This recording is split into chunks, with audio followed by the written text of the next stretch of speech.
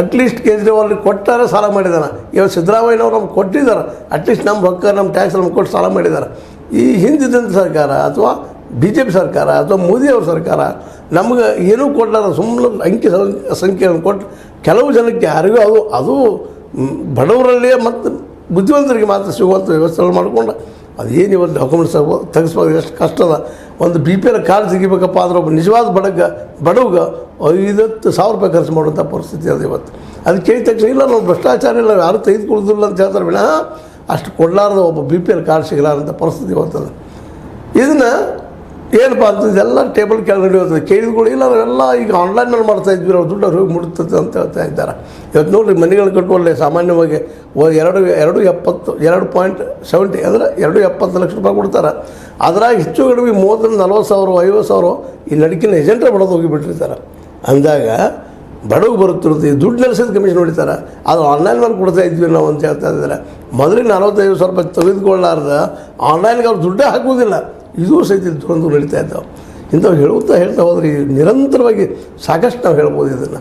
ಹಿಂಗಿದ್ದಾಗ ಈ ಚುನಾವಣೆ ಇವತ್ತು ನಿರ್ಣಾಯಕ ಆಗಬೇಕಾಗಿದೆ. ಯಾಕಪ್ಪ ಅಂತಂದ್ರೆ ಮೋದಿಜಿಯವರಂತ ಈಗ ಏನು ಕೊಡಬೇಕಾಗಿತ್ತು ಅನ್ನೋದಕ್ಕೆ ತನಗೇನು ಸಾಧ್ಯತೆ ಎಲ್ಲ ಕೊಟ್ಟಿದ್ದಾರೆ. ಮತ್ತು ಇವತ್ತು ಅವರು ನಡೆಯುತ್ತಿರೋಂಥ ಹೆಜ್ಜೆ ನೋಡಿದರೆ ಇದು ಇನ್ನು ಮುಂದಿನ ದಿನಗಳಲ್ಲಿ ಆದರೂ ಸಹಿತ ಇವರು ಕೇವಲ ಚಮಕ್ ಧಮಕ್ ಅನ್ನೋ ಭಾರತ ಕೆಲವು ಏರಿಯಾದಲ್ಲಿ ಇರ್ತದೆ.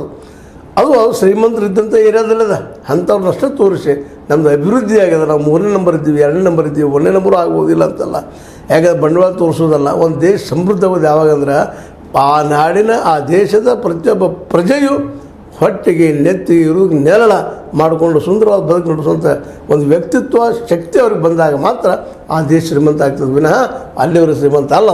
ಯಾರೋ ಒಬ್ಬರು ದೊಡ್ಡ ಶ್ರೀಮಂತ ಆದ, ಟಾಟಾ ಬಿರ್ಲಾ ಮತ್ತು ಅವನು ಆದ, ಅಬ್ಜಾಧೀಶ ಆದ, ಕೋಟ್ಯಾಧೀಶ ಆದ್ರೆ ಇಡೀ ದೇಶ ಕೋಟ್ಯಾಧೀಶರಲ್ಲ. ಇವತ್ತು ನಮ್ಮ ಅಂದಾಜು ಪ್ರಕಾರ ಟೋಟಲ್ ನಮ್ಮ ಆದಾಯ ತೆಗೆದಾಗ ಎಲ್ಲ ಟೋಟಲ್ ಇಂಡಿಯಾ ತೆಗೆದಾಗ ಪ್ರತಿಯೊಬ್ಬರು ನಮ್ಮ ದೇಶದ ಪ್ರಜೆನೂ 1.5 ಲಕ್ಷ ಆದಾಯ ನಾವು ಪಡ್ಕೊಳ್ತೀವಿ ಅಂತ ಅಂದಾಜು ತೋರಿಸ್ತದೆ. ಅದು 1 ಲಕ್ಷ ಎಲ್ಲಿ ಸಿಗ್ತದೆ ರೀ ಯಾರಿಗೆ? ಎಲ್ಲದ ಆದಾಯ ಎಲ್ಲ ಬಡತನಕ್ಕಿಂತ ಕೆಳಗಿದ್ದಾರೆ.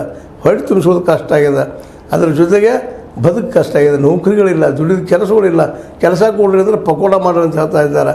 ಏನೋ ಸಾಕಷ್ಟು ದುಡ್ಡು ರಿಲೀಸ್ ಮಾಡಿದ್ವಿ, 20,000 ಕೋಟಿ 40,000 ಕೋಟಿ 50,000 ಕೋಟಿ ಅಥವಾ 1 ಲಕ್ಷ ಕೋಟಿ ಮಾಡಿದ್ವಿ ಅಂತಲೂ ಆಧಾರ ಕೊಡ್ತಾ ಇದ್ದಾರೆ.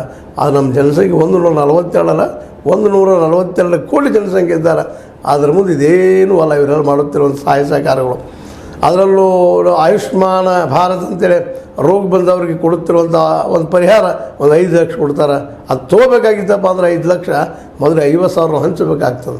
ಇದು ಸಹಿತ ನಿಮಗೆ ಗೊತ್ತಿರಲಿ. ಮತ್ತು ಸರ್ಕಾರಕ್ಕೆ ಗೊತ್ತಿಲ್ಲ ಅಂತಲ್ರಿ, ಇದು ಎಲ್ಲರೂ ಕೂಡ್ಕೊಂಡು ಪ್ಲಾನ್ ಮಾಡಿ ಇದು ಮಾಡುವಂಥದ್ದು. ಅದ್ರ ರೆಕಾರ್ಡ್ದಾಗ ಸಿಗೋದಿಲ್ಲ, ಅದು ಹಿಡಿಲಿಕ್ಕೆ ಹೋದರೆ ಎಲ್ಲಿ ಕಾಣೋದಿಲ್ಲ. ಅಂದಾಗ ಅದು ಸ್ಟ್ಯಾಂಡ್ ಆಗೋದಿಲ್ಲ. ಎಲ್ಲಿ ಹೋದರೂ ಕೋರ್ಟ್ ಏನು ಬಿಡ್ತದೆ, ಎವಿಡೆನ್ಸ್ ಬಿಡ್ತದೆ. ಎವಿಡೆನ್ಸ್ ಸಿಗದಂಗೆ ಮಾಡುವಂಥ ಕರೆಯಲ್ಲಿ ನಮ್ಮಲ್ಲಿ ನಾಯಕರು ಭಾಳ ಪ್ರವೀಣರದಾರ. ಹೀಗಾಗಿ ಇವತ್ತಿನ ಚುನಾವಣೆ ನಮ್ಮ ಕರ್ನಾಟಕದಲ್ಲಿ ಕೊನೆ ಹಂತದ ಚುನಾವಣೆ.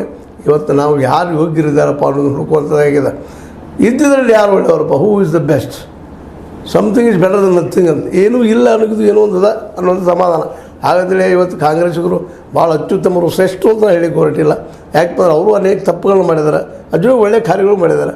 ಆದರೆ ಮೋದಿಯವ್ರ ಕಾಲದಲ್ಲೇ ತಪ್ಪುಗಳು ಹೆಚ್ಚಾಗಿ ಒಳ್ಳೆಯ ಕೆಲಸಗಳು ಕಡಿಮೆ ಆಗಿದ್ದರಿಂದಾಗಿ ನಾವು ಇವತ್ತು ಪ್ರಶ್ನೆಗಳು ಮಾಡಬೇಕಾಗಿದೆ. ಅವ್ರು ಬಾಯಿ ಬಿಟ್ಟು ಎಲ್ಲೂ ನಮಗೆ ಹೇಳಲಿಲ್ಲ ನಾವು ತುರ್ತು ಪರಿಸ್ಥಿತಿ ಹಾಕಿದ್ವಿ ಅಂತೇಳಿ. ಆದರೆ ಕಿಸಾನ್ ರ್ಯಾಲಿಯಲ್ಲಿ 1 ವರ್ಷದ ಪಾಪ ಈ ರೈತರು ಆ ಬಾರ್ಡರ್ದಲ್ಲಿ ಹೋರಾಟ ಮಾಡಿದ್ರೆ ದಿಲ್ಲಿ ಬಾರ್ಡ್ರ್ ಒಳಗೆ ಬರಗೊಂಡಿಲ್ಲ. ಜೊತೆಗೆ ಅಲ್ಲಿ 750ಕ್ಕೂ ಹೆಚ್ಚು ರೈತರ ಸತ್ತು ಹೋದರು, ಅದು ಆತ್ಮಹತ್ಯೆ ಮಾಡ್ಕೊಂಡ್ರು ಅನ್ನೋದು ಇವತ್ತಿಗೂ ಒಂದು ನೋವಿನ ವಿಷಯ ಆಗಿದೆ. ಅದರ ಬಗ್ಗೆ ಇವತ್ತಿಗೂ ನಮ್ಮ ಮೋದಿಜಿಯವರು ಪ್ರಿಯ ನಾಯಕರು ಒಂದು ಮಾಸ ಸಿಂಪತಿಯಾಗಿ ಹೇಳಿಲ್ಲ, ಇಲ್ಲ ಇದು ಆಗಬಾರ್ದಾಗಿತ್ತು ಅಂತೇಳಿ, ಇಲ್ಲ ಅನ್ನುವಂಥ ಮಾತು ಅದ್ರ ಬಗ್ಗೆ ನೆನಪು ತೆಗಿತಾ ಇಲ್ಲ. ಆ 3 ಕಾಲೇ ಕಾರಣಗಳು ಹಿಂದೆ ತೊಗೊಂಡಿದ್ದು ದೊಡ್ಡ ಸಾಧ್ಯಪ್ಪ ಅಂತ ಹೇಳುವಂಥ ಮನಸ್ಥಿತಿಯನ್ನು ನಾವು ನೋಡ್ತಾ ಇದ್ವಿ. ಹೀಗಾಗಿ ನಾವು ಇವತ್ತು ಈ ಕರ್ನಾಟಕ ರಾಜ್ಯಕ್ಕೆ ಎಂಥ ನಾಯಕರಿರಬೇಕು, ಯಾರು ಬೇಕು ಮಿನಿಮಮ್ ಅಂತಾರೆ. ಹೀಗಾಗಲೇ ಈ ಒಂದು ಗ್ಯಾರಂಟಿಗಳನ್ನು ನಮಗೆ ಕೊಡ್ತಾ ಇದ್ದಾರೆ ಕಾಂಗ್ರೆಸ್ಸಿಗರು. ಇದರಿಂದಾಗಿ ಎಷ್ಟೋ ಬಡವರಿಗೆ ಇವತ್ತು ಅನ್ನದ ಜೊತೆಗೆ ಇನ್ನೊಂದಿಷ್ಟು ಹೆಣ್ಮಕ್ಳು ಇವತ್ತು ದುಡಿಯೋದಕ್ಕಾಗಿ ಬಾಜು ಊರಿಗೆ ಹಳ್ಳಿಗೆ ಇಲ್ಲಿಗೆ ಅಲ್ಲಿ ಹೋಗೋದಕ್ಕೆ ಬಸ್ಸಿನ ವ್ಯವಸ್ಥೆ ಫ್ರೀ ಆಗಿರೋದ್ರಿಂದಾಗಿ ಎಷ್ಟೋ ಪ್ರಮಾಣದಲ್ಲಿ ಅವ್ರಿಗೆ ಸಹಾಯ ಆಗ್ತದೆ, ಆಗಲಿಕ್ಕೆ ಹತ್ತೈತಿ. ಅದು ಏನು ಸುಳ್ಳಲ್ಲ. ಜೊತೆಗೆ ಕರೆಂಟ್ ಬಿಲ್ಲನ್ನು ಎಷ್ಟೋ ಬಡ ಕುಟುಂಬಗಳಲ್ಲಿ ಬರ್ತಾ ಇಲ್ಲ, 0 ಬರ್ತಾ ಇದೆ. ಇವೆಲ್ಲನೂ ನೋಡಿದಾಗ ಈಗ ಅನಿವಾರ್ಯ ಆಗ್ಯದ. ಯಾಕಂದ್ರೆ ಉದ್ಯೋಗ ಇಲ್ಲ ನಮ್ಮಲ್ಲಿ. ಈ ಗ್ಯಾರಂಟಿಯನ್ನು ನಾವು ಸಹಿತ ವಿರೋಧ ಮಾಡ್ತೀವಿ ಇದನ್ನು. ಎಲ್ಲಿವರೆಗೆ ಗ್ಯಾರಂಟಿ ಕೊಡೋದಪ್ಪ ಅಂತೇಳಿ. ನಿಮ್ಮ ಖಜಾನೆಗೆ ರೊಕ್ಕ ಇರೋ ತನಕ ಖಜಾನೆಗೆ ರೊಕ್ಕ ತೀರ್ತಿ